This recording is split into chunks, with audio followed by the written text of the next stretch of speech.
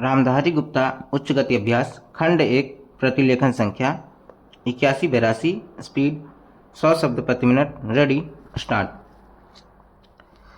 महोदय, राष्ट्रपति ने अपने भाषण में राजभाषा आयोग की रिपोर्ट के संबंध में कहा है कि हम सदस्यों की राय लेकर भाषा संबंधी कोई नीति घोषित करेंगे। मैं समझता हूँ कि भाषा का प्रश्न इतना जटिल नहीं था जितना कि उसको बना दिया गया है। इस जटिलता को लाने में जहाँ उन लोगों का हाथ है जो सरकार में नहीं हैं, वहाँ इसमें भारत सरकार की भी बड़ी जिम्मेदारी है। मुझे वह दिन याद है जब मैं छोटा था और देश गुलाम था।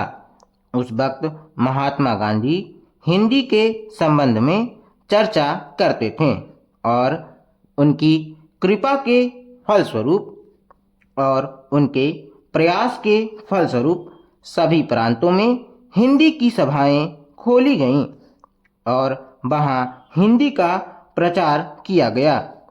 उस समय हम अंग्रेज़ों के गुलाम थे और अंग्रेज़ों ने ही हमारी राजभाषा अंग्रेजी घोषित कर रखी थी।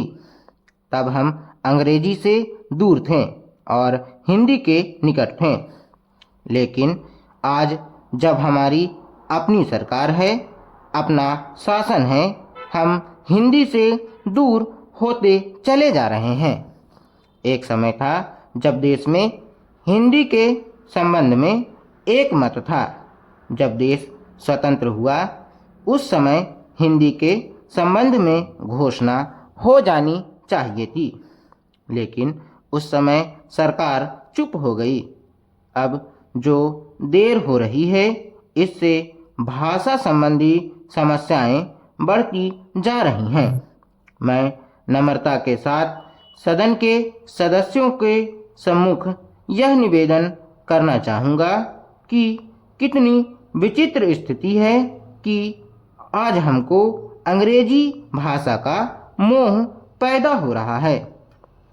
आज हिंदी देश की मुख्य भाषा है, इसमें कोई दो मत नहीं हो सकते। यह सबसे अधिक बोली जाने वाली भाषा है।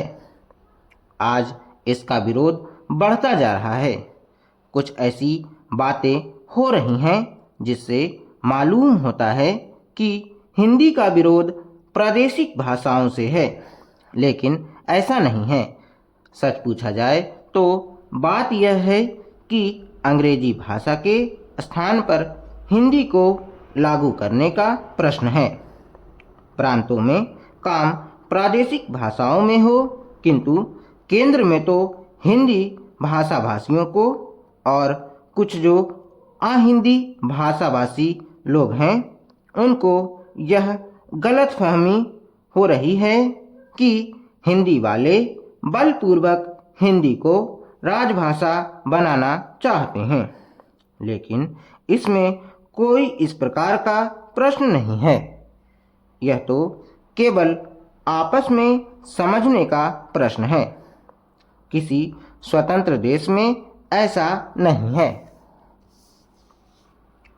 महोदय, राष्ट्रपति के अभिभाषण में राष्ट्र की दशा का जो भी चित्रण किया गया है, उसे देखकर भविष्य के बारे में जनता के मन में अच्छे जीवन की आशा उत्पन्न होना कठिन है।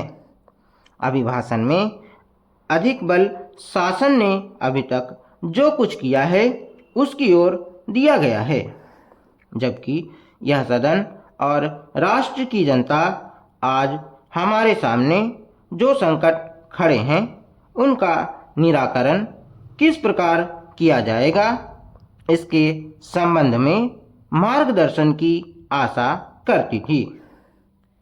राष्ट्र जीवन के भिन्न भिन्न क्षेत्रों में सरकार द्वारा अपनाई गई नीतियों के जो परिणाम हुए हैं वे हमारे सामने हैं और मुझे यह देखकर बड़ा दुख हुआ है कि राष्ट्रपति महोदय के अभिभाषण में राष्ट्र की सुरक्षा के लिए, एकता के लिए जो नए नए संकट खड़े हो रहे हैं, उनका कोई उल्लेख नहीं किया गया है। कुछ ही दिन हुए हमारे रक्षा मंत्री ने एक भाषण में कहा था कि भारत 100% सुरक्षित नहीं है। किसी देश का रक्षा मंत्री सार्वजनिक रूप से इस तरह के विचार व्यक्त करे तो यह प्रश्न स्वाभाविक रूप से खड़ा होता है कि राष्ट्र की सुरक्षा की ओर, जो कि सर्वोपरि है, ध्यान देने के लिए पूरा प्रयत्न क्यों नहीं किया गया। सभी जानते हैं कि सुरक्षा के लिए जो भी संकट, वह हमारे पड़ोसी से है और वह पड़ोसी आणविक शस्त्रों की मांग कर रहा है।